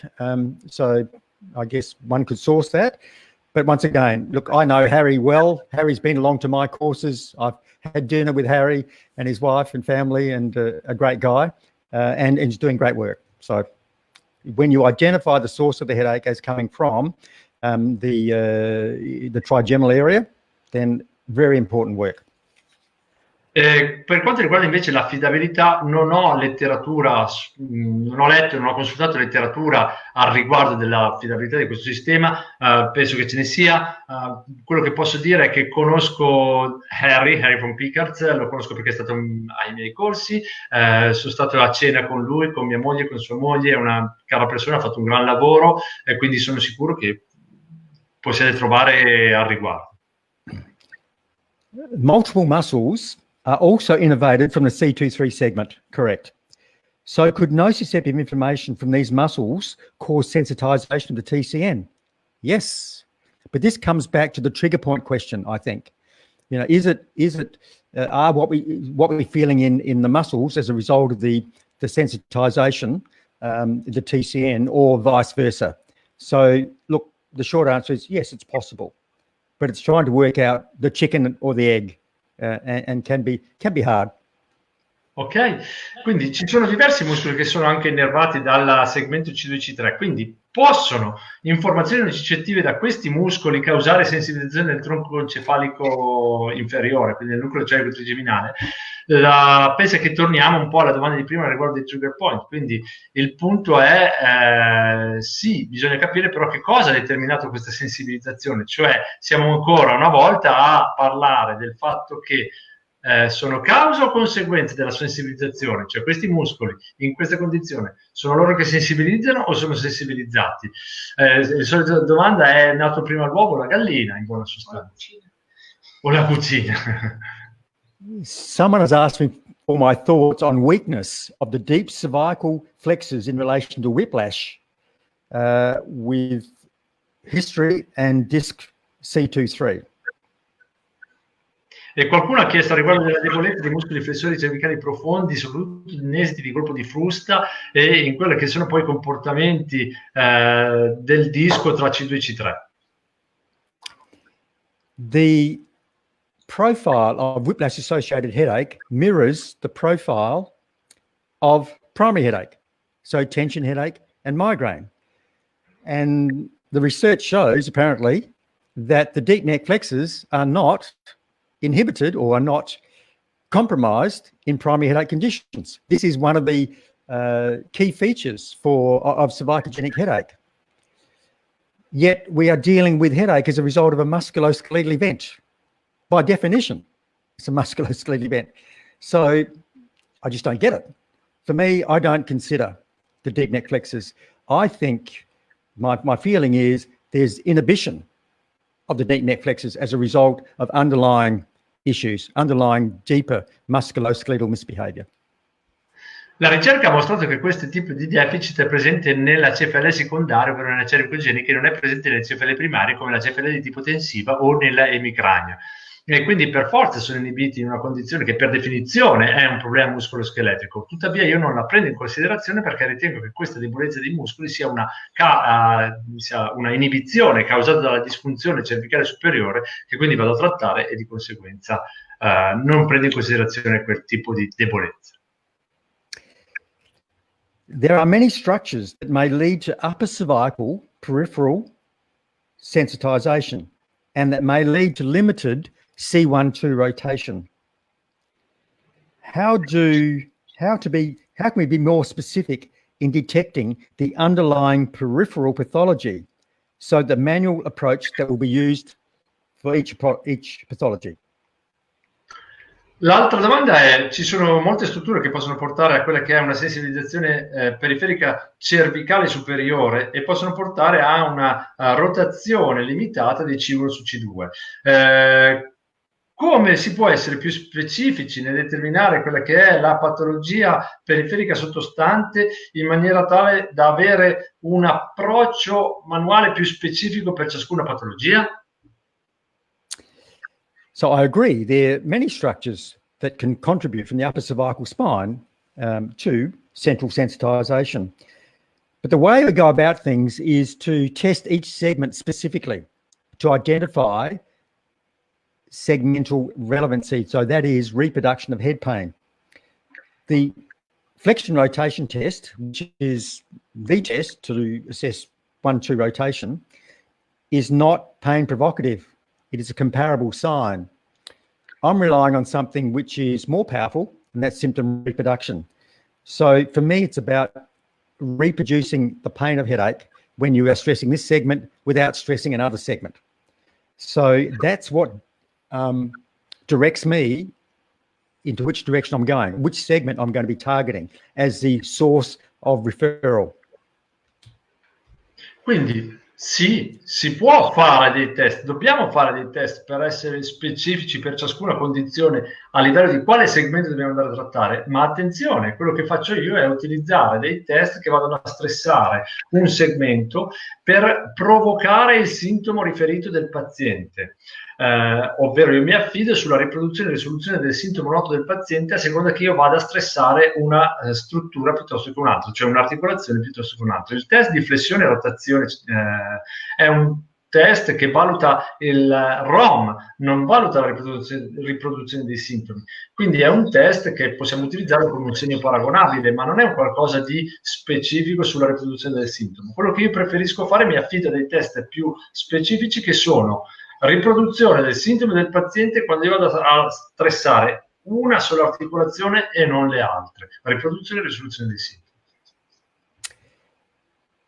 Do I also take into consideration the role of harmful afferents that can come from chewing musculature to trigeminal cervical nucleus? Even just considering, for example, the function of the overactivated lattice formation of occlusal parafunctions. Quindi prendi anche in considerazione il ruolo di quelle che sono le afferenze nocive che possono derivare dalla muscolatura masticatoria e quindi a livello del nucleo cervico-trigeminale, per esempio considerando quella che è la funzione della che cosa vuol dire qui lattice formation? Non so che cosa voglia dire, perché qua fa riferimento alla lattice formation per le parafunzioni occlusali. Io penso che si riferisca a what do you think is it a lattice formation? You mean a splint? I guess something like that. Perché penso, I don't know. I even don't know, but I think something like in between the teeth, a bite. Yes, yeah. Yes. Quindi penso che si riferisca a un bite in lattice. So if I come back to basics and think about the potential sensitizing sources of the trigeminocervical nucleus, there are two peripheral sources, trigeminal, cervical. The other sources, so these are both facilitatory. The other two sources are both inhibitory. We have the diffuse NOx inhibitory control system, so descending inhibitory pathways, and the serotonin system. By far and away, when we're examining our patients, we do not get aggravation. The headache does not get worse. So I'm thinking we are not dealing with a central sensitization, a true central sensitization. We're dealing with a peripheral source. So on the back of my mind, always, when I'm examining the upper cervical spine, is a potential possibility is the trigeminal, afferents from the trigeminal system. And I think that's the best I can do to answer that question. Quindi, ancora una volta, per rispondere a questa domanda, io devo prendere in considerazione quelli che possono essere i 4 elementi che portino alla sensibilizzazione del tronco cefalico inferiore. E abbiamo 2 elementi facilitatori, cioè afferenze nocive che derivano dalla struttura cervicale, le prime 3 vertebre cervicali, e dal sistema trigeminale. E quando parliamo di muscolatura masticatoria parliamo delle afferenze di tipo trigeminale. E abbiamo anche 2 sistemi inibitori, che sono il sistema discendente inibitorio del dolore e il sistema della serotonina. Quando noi andiamo a fare un trattamento, noi andiamo non a provocare il sintomo, cosa che, scusate, non ad aumentare, aggravare il sintomo quando manteniamo la tecnica, perché come già detto questo vorrebbe dire una sensibilizzazione centrale vera, cioè centrale, una sensibilizzazione mediata centralmente, mentre quello che noi vogliamo è valutare una riproduzione e risoluzione dei sintomi a seconda della struttura che vado a trattare perifericamente. E se io ho una sensibilizzazione centrale mediata perifericamente, che sia TMJ, che sia muscolatura del masticatoria piuttosto che cervicale, dovrò avere una risoluzione del sintomo, diminuzione del sintomo. So if I've ruled out the upper cervical spine, I'm thinking maybe trigeminal afferents, and I'm not an expert in that area. I'll refer that on to someone who is more skilled than I. E quindi quello che vado a fare, quando io valuto il collo, vado a vedere se c'è un ruolo delle afferenze cervicali superiori. Se non ho la diminuzione del sintomo e non ho l'aggravazione, quello che penso è: ok, attraverso il collo non ho risolto il sintomo, allora magari c'è qualcosa di trigeminale, qualcosa che riguardi la TMJ, l'articolazione temporomandibolare o queste altre strutture, cose di cui io non sono un esperto, e quindi vado a inviare il paziente ad un collega più esperto. And on this point, I'd like to mention that Dr. Fernando Ruiz is going to be presenting, he's going to be doing one of the presentations of our online symposium, and he's going to be taking us through the presentations that would make you think, we're dealing with TMD, or no, I think it's going to be more cervicogenic. Because for me, I think it can be really hard from a subjective perspective as to determine, you know, what are we dealing with? I know you need to then go and do the objective examination. I get that. But I'd like to, if possible, get some sort of an idea from the subjective examination. Fernando's going to do that for us. I'm looking forward to that presentation. That'll be great. E quindi a questo proposito mi piace ricordare che al simposio online ci sarà una relazione, uno dei relatori sarà proprio il dottor Fernando Ruiz, nostro amico Fernando da Barcellona, che ci parlerà proprio di questo, cioè del ruolo che può avere le afferenze, il ruolo che possono avere le afferenze temporomandibolari, e quindi ci spiegherà proprio quello che possa essere il come fare una differenziazione cervicale temporomandibolare, quindi andare a cercare di capire quello che sia il ruolo della TMJ nella sensibilizzazione del tronco encefalico inferiore, quindi nel mal di testa, quindi come clinicamente andare a vedere questa cosa. Non è un campo in cui io sono esperto, e quindi per questo ho chiamato un esperto che è Fernando Ruiz, e non vedo l'ora che ci parli di questo. Okay, and I think this may be question 34, maybe the last one perhaps, but some research said that chronic musculoskeletal pain could be associated with an impairment of motor imagery. So that's Lorimer Mosley's research, and orofacial pain as well, Harry von Piekart's research. In your mind, in my mind, could patients with headache have a sensory motor imagery impairment? So facial muscles, emotion, recognition, neck muscles, jaw muscles. Ci sono delle ricerche che hanno mostrato come dolore muscoloscheletrico può essere associato con alterazioni di quella che è l'immagine motoria, fa riferimento agli studi di Mosley del 2012, e anche il dolore orofaciale, riferimento agli studi di von Pickartz del 2015. Secondo te, pazienti con mal di testa possono avere un'alterazione di quella che è l'immagine sensomotoria? I muscoli facciali, quindi facciamo ad esempio il riconoscimento delle emozioni, del collo, i muscoli del collo, i muscoli della mandibola, possono avere un coinvolgimento in questo? And once again, for me, I have an open mind. Of course it's possible. This is not my area of expertise, and I've spoken to Dave. Now this is, you know, NOI, David's work and Lorimer's work. Yeah, correct? Yep. So I've spoken to David about this, and he says that they get great results with people with headache and migraine doing this sort of work. I'm not au fait with it. I don't do it, but of course it's always possible. So, you know, you try it. I have a question for you. Yep.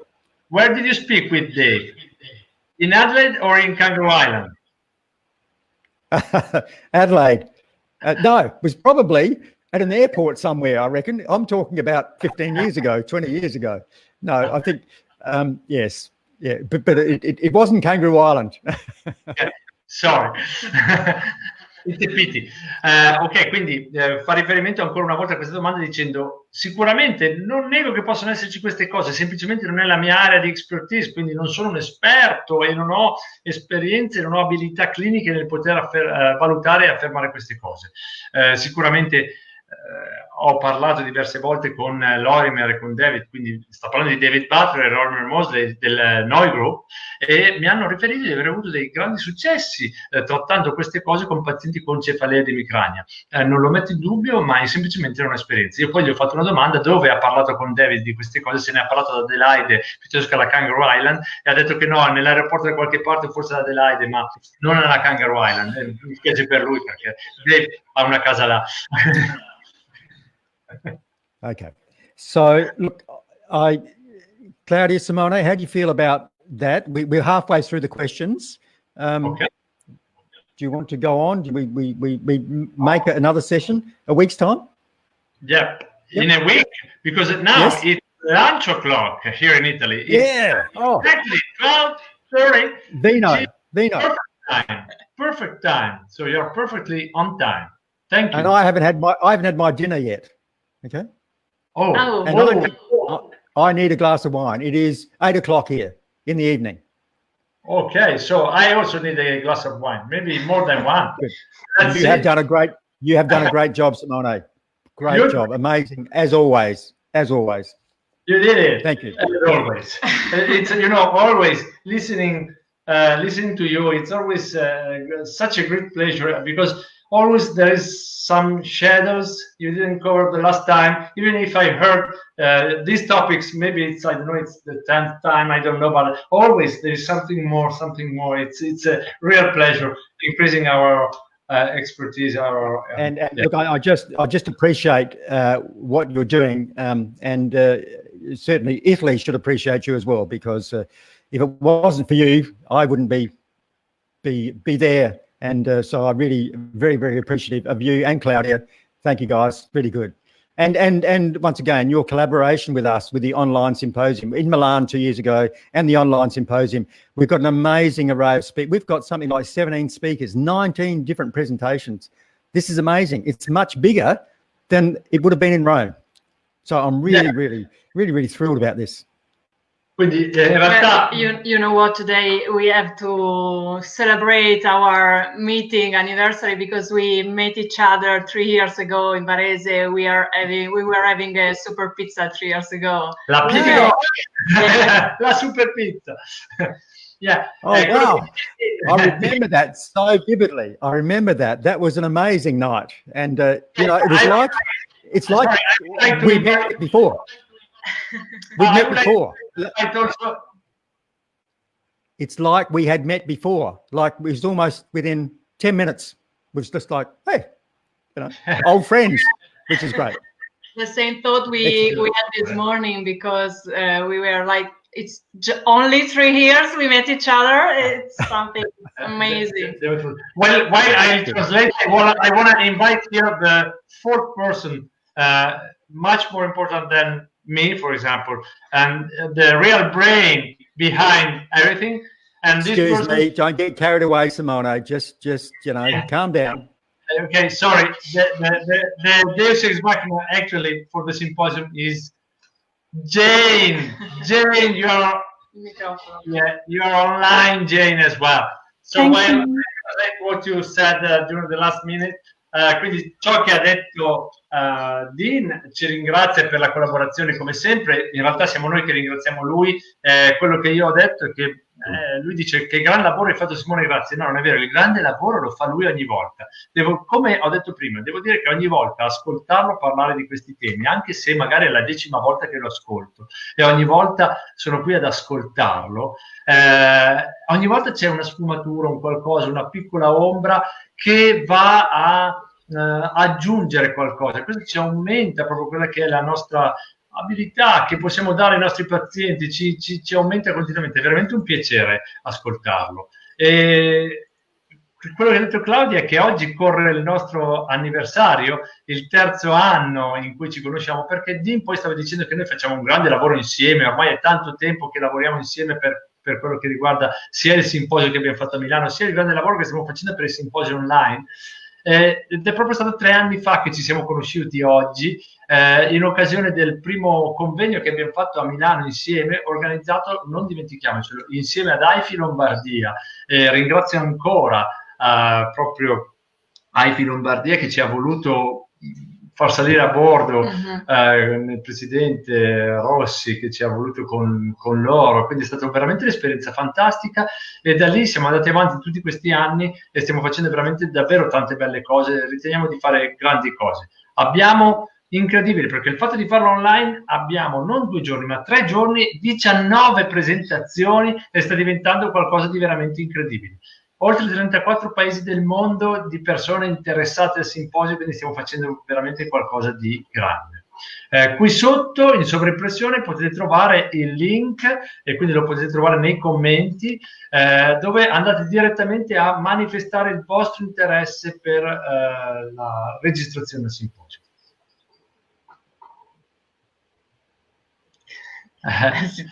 Eccolo lì. So, vorrei dare il benvenuto a Jane. Jane, welcome to the talk show. Thank you. And I was just thinking today how sad I was feeling that we should have been catching an aeroplane to Spain and then Italy. So Spain today and then Italy next week.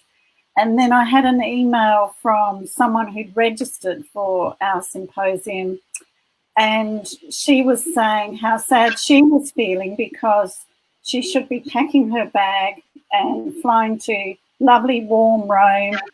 And I thought, it is a sad time. And then I thought, no, it's actually a different time. And how blessed we are that we can all work together to create something different and something for the future and still stay connected with people and still help people. So it is exciting to be taking the symposium offline to online.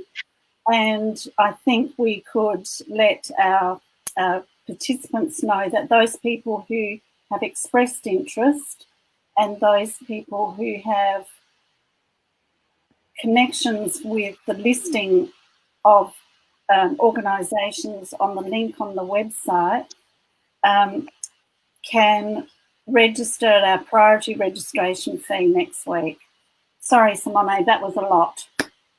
It's okay.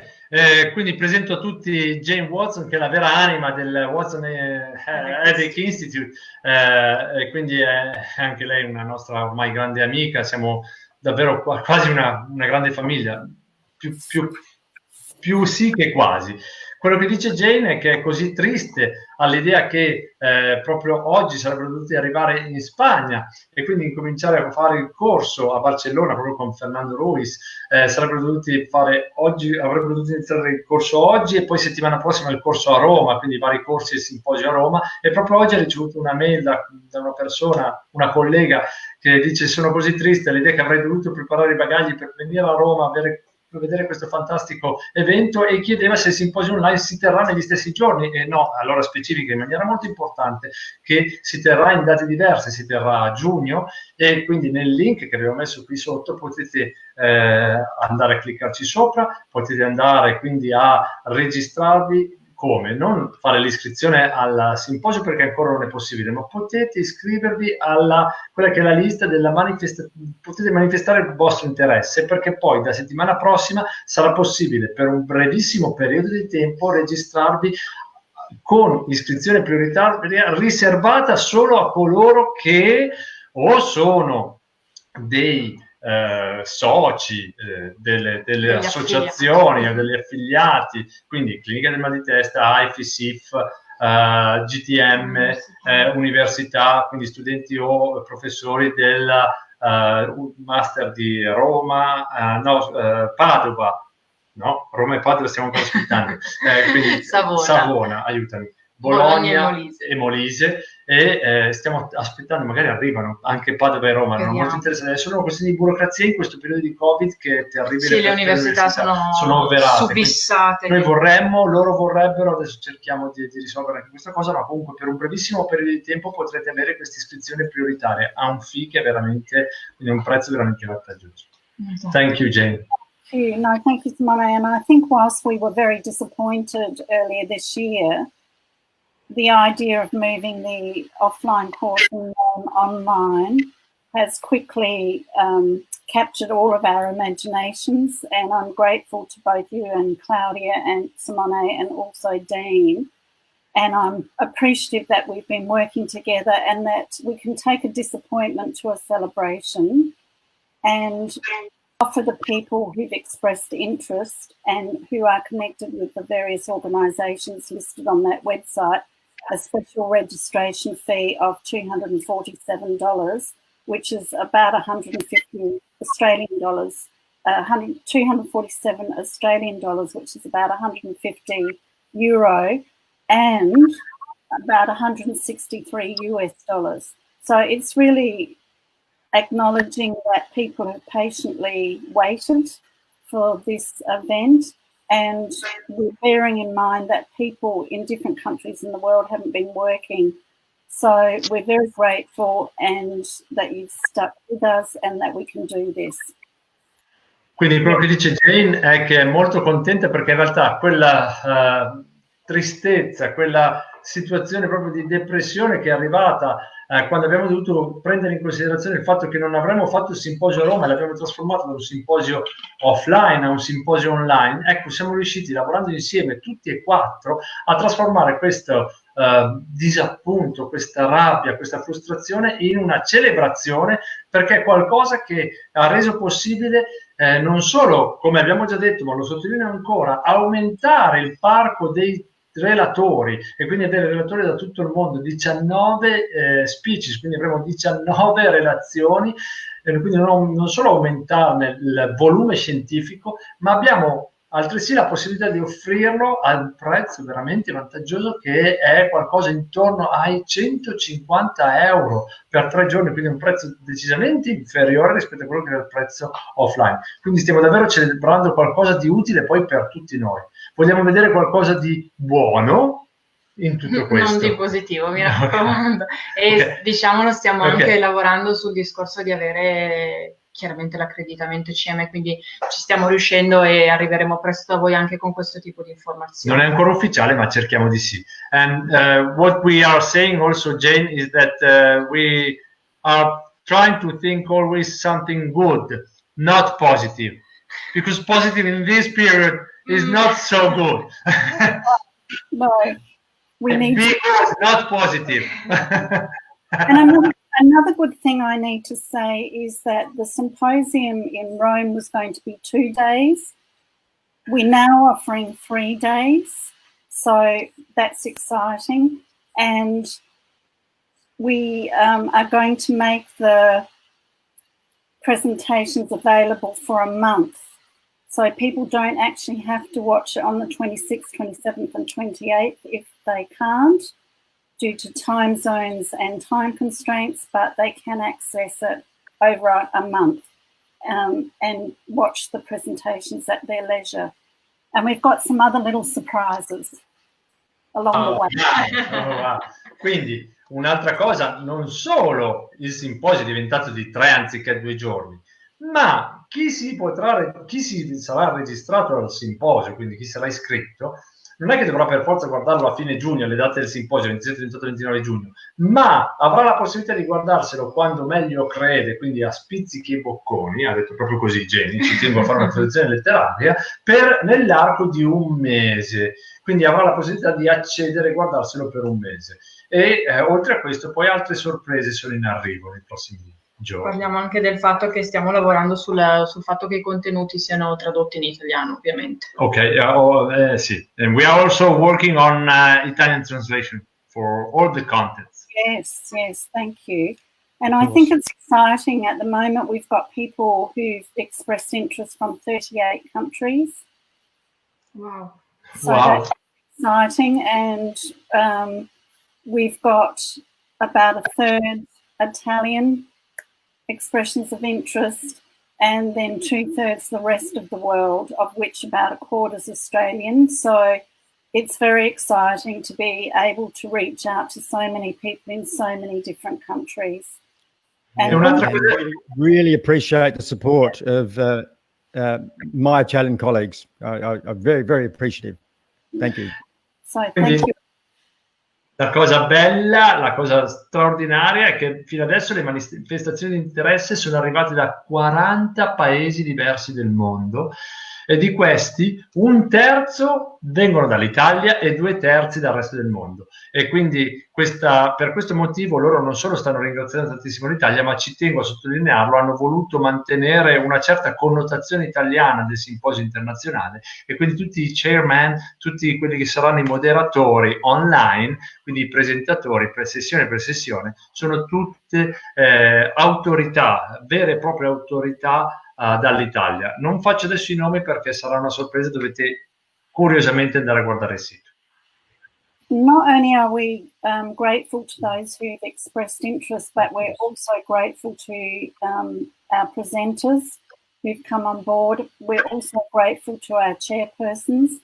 And I think at the end of the day, all this is done with our patients at heart, that we're really wanting to make a difference, to have a collaborative conversation in new ways to support those experiencing headache and migraine. E quindi vuole altresì ringraziare ovviamente tutti coloro che hanno già manifestato il proprio interesse per il simposio, vuole ringraziare ovviamente tutti i relatori e anche tutti i moderatori che hanno dato la propria disponibilità a dare il contributo in una maniera così, discutere in maniera così importante e costruttiva per aiutare tutte le persone che soffrono di cefalea e di rinfranca. Thank you, and I will finish now just to say that on that website link you can find persons, find the speakers, find the bios, the abstracts and the information that will help you in terms of knowing when and where to come on board if that's what you'd like to do. E una cosa importante per finire è che non vi stiamo dicendo chi parlerà, chi saranno i relatori, chi saranno i moderatori, eccetera, nei prossimi giorni con dei post dedicati. Ma anche perché quello che ci stai dicendo Jane è che è appena stata aggiornata la pagina web dove potete andare e controllare, quindi vedere tranquillamente quali sono gli argomenti, chi saranno i relatori, eccetera, eccetera. So thank you Jane, thank you Dean. I guess if it's okay for you, we can go and have you dinner, we lunch. Of course. Oh, it's almost bed o'clock here. Bed o'clock. Saturday nights for dancing. Saturday nights for dancing. Come on. It's Saturday night. Come on. Yes, Saturday night. All right for dancing. Okay. Look, thank you for all of those who've given up their time on Saturday morning in Italy. Really do appreciate your commitment, and I hope it was useful. I hope you've learned some things from that. It's been a pleasure, and look forward to catching up with you again next week when we'll finish off. We'll answer the rest of the questions then. So enjoy the rest of your weekend, guys, and stay well, stay safe. Thank you, everyone. Grazie. Allora Dean non fa altro che ringraziarci, anche Jane ci salutano e ci ringraziano e non fanno altro che darci appuntamento a sabato prossimo, perché andremo avanti a rispondere alle domande. Siamo solo arrivati a metà, ne abbiamo ancora un'altra metà e piano piano ne stiamo collezionando ancora, per cui ci sarà una terza puntata. E quindi thank you Jane, thank you Dean, ciao, ci vediamo settimana prossima. Ciao. E a noi non resta che dirvi, ragazzi, vi salutiamo Potete farci arrivare ancora le vostre domande e vi ringraziamo per averci ascoltati questa mattina, per essere stati con noi. Ringrazio Riccardo Rosa che ha contribuito attivamente alla diretta, pur rimanendo, diciamo, alla tastiera, per cui potete, scorrendo i messaggi, trovare alcune sue precisazioni, alcuni suoi commenti molto utili. Tra l'altro Riccardo sarà uno, lo possiamo dire, tanto di sono andati. No, sarà chiaramente uno dei nostri relatori e non vediamo l'ora di ascoltarlo nuovamente, così come lo abbiamo ascoltato ormai un mese fa in occasione della diretta Spritz O'Clock numero 4, mi pare. Chi si ricorda? No, come vola il tempo quando ci si diverte. Ragazzi, noi ci siamo divertiti anche oggi, ci divertiremo ancora sabato prossimo. Non mi resta che dirvi, ci vediamo la prossima con una solita sigla dei cani della biscia.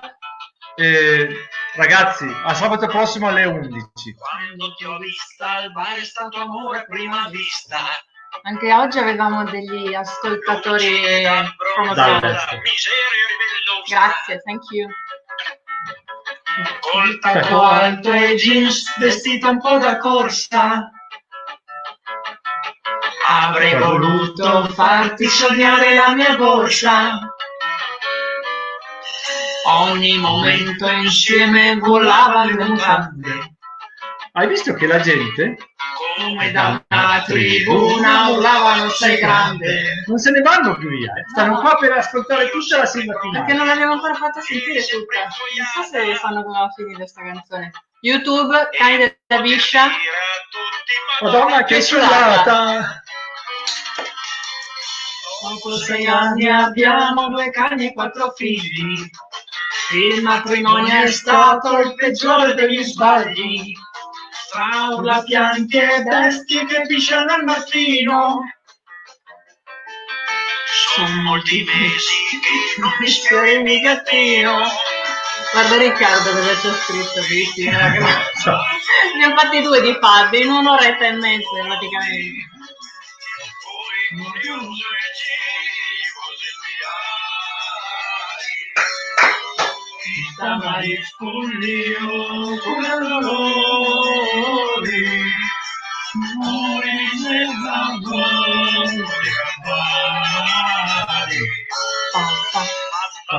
Non l'hai mica capito quella battuta che aveva fatto sulle donne. Non ho sentito, non riesco a sentire, c'era una connessione che faceva su e giù, su e giù. Già sono sordo. Sua mamma butta la pasta. Ora lei è pronta a fare i boss. Keep it simple and stupid. Dei bravi facchinetti. Preso dall'entusiasmo dell'essere un mandrillo. Ciao maestro! Ho perso un po' il controllo quando ero sul più bello. Sono diventata Claudio. Ciao Claudio! Ti ha chiamato Mario, Madonna che ciulata. Ovviamente clinica del mal di testa. Dove andiamo? Vado a trovare Luciano, il mio amico brasiliano. Ha ragione Ricky, 2 prime volte, anche il primo online. E grazie a lui ho scoperto che mi piace il pesce. Allero, l'allero, l'allero. Ma come? No! Non è che volevamo iscriverci a Sanremo. Sono sul carro a Rio, vestito da pavone. Facci sapere e butta un secchio d'acqua sul muro. Mi raccomando Gio, mi raccomando. Voglio una Vai, perdita colpisci, grave, colpisci. grave. Troppo buona Liliana. Mi viene la saudade, Ma ormai sono operata. Comunque ti giri, trovi uno che vuole aver ragione, ti dice